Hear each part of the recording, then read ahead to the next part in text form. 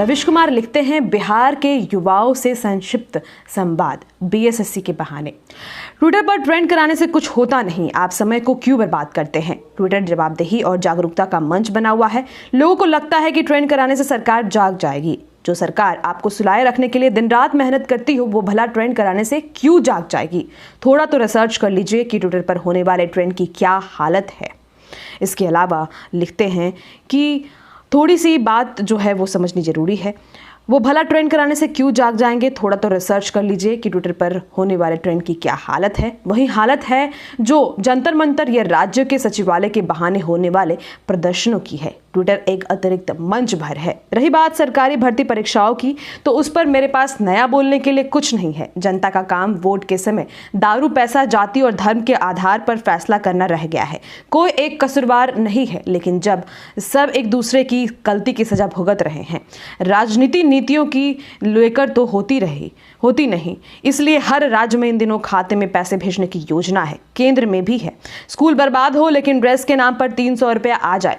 सरकार ना हो लेकिन बीमा कार्ड, अस्पताल ना हो लेकिन बीमा कार्ड आ जाए तो लोग खुश हो जाते हैं। वोट देने के लिए मार किए रहते हैं कि कुछ तो दिया।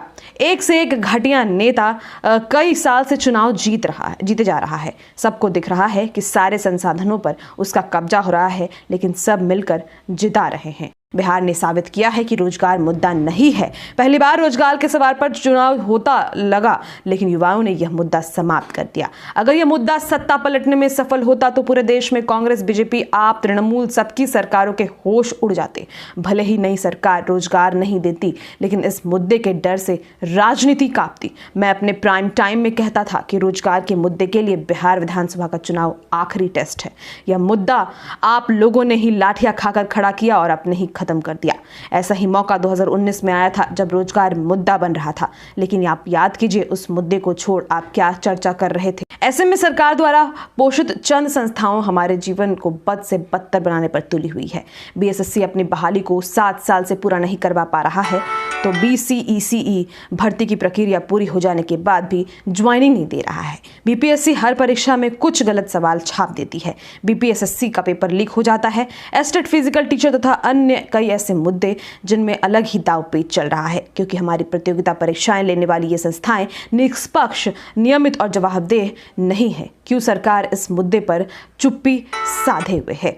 तमाम बातें लिख रहे हैं, सर हम लोग ट्वीट पे ट्वीट किए जा रहे हैं, मंत्री और उप मुख्यमंत्री के चक्कर लगा रहे हैं, कोई सुन नहीं रहा, क्या करे सर आप ही बताइए।